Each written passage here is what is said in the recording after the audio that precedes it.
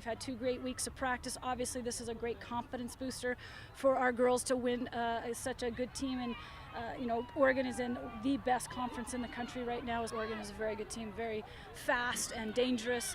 And I just love the way our girls battled. It was a good game. It was hard starting being down, but we did a good job of keeping up our energy and not giving up. Jen at halftime actually said, like, the first half we just kept passing it in front of the box, and we had opportunities to shoot, but Jen said, second half, don't pass. Yeah, it's good to pass, but just shoot it and we'll get opportunities. We just told them at halftime, this is our time, that to make something special happen. And obviously Nimmer coming up and having the composure to put that PK away at a very crucial time for us certainly changed the momentum. Ashley did a good job of winning that PK. She's so good at that, and so I knew it was going to go in when I hit it. Maddie has had a fantastic 2 weeks of practice, and we told her that she'd be in one of the first subs of the game, and she's just been playing really well right now, so we have a lot of confidence in her. Couldn't be any better. I think it's a perfect layout. I actually visualized it in my head, so it's my sweet spot. That left corner right there and to the right, I think it was just the perfect opportunity for me. And for her to be able to come out in the game and score that goal on her birthday, I think it was awesome and a good confidence booster for her. She's just an awesome player. Happy birthday!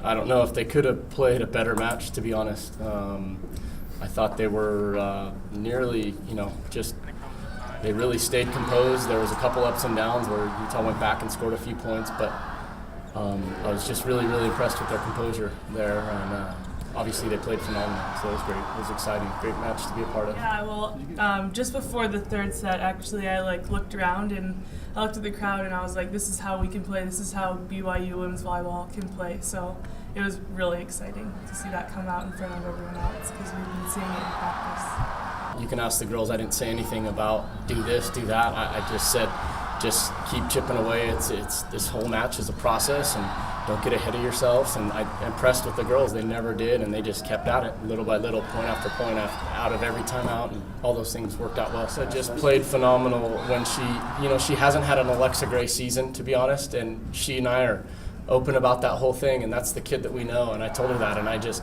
it was towards the end of that third set, I got mad at our setter because she stopped freaking setting her, and I just said, what are you doing? I got up and I just yelled at her, just keep setting that kid, and she killed the next 3 or 4, I think, and of course Jen's Jen, but I just told our setter, I don't care if you tell the world you're setting Jen, just go set her high and let her go do work up there. I mean, that's a kid there's not many females in the world that can touch what that kid touches. I think it's feeling it, I guess.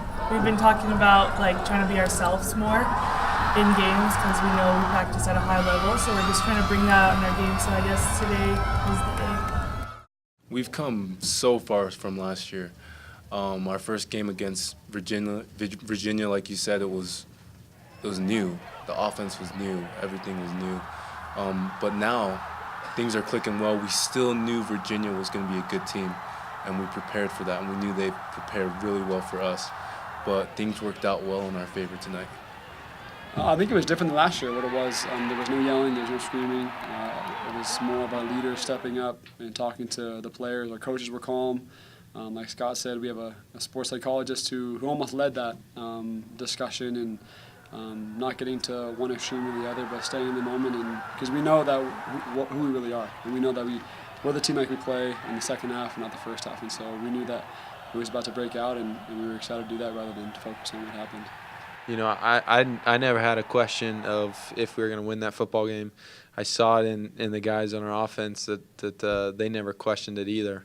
And that mentality of winning regardless, scratching, clawing, whatever we have to do to win a football game, and we have that. We're mentally strong as a football team. So we went in, we understood that there were things that we needed to correct, but there wasn't a second that we doubted it. And the feeling wasn't weird. It wasn't uncomfortable. I mean, we went into halftime and we came out confident.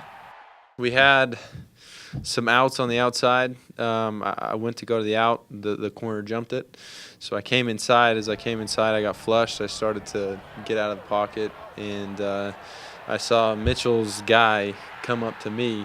And when he did that, I saw Mitch just take the sideline. And so I was shallow, and when you're shallow, you're told to go deep. So I just turned it upfield. Taysom saw me, hit me, and when I caught it and turned around and saw daylight, always, just run as fast as you can and get in the end zone. In a close game, in a game where Virginia was clearly intent to try to hold the ball as much as possible and keep our offense off the field, the special teams plays, Adam Heaney's play, and a slightly better defense in early downs in the third quarter, I think those things all contributed. So with that, feels good again to have success, to see the players happy, and so looking forward to a little rest, a little recovery, some focus on things that can be improved, and then get back to it.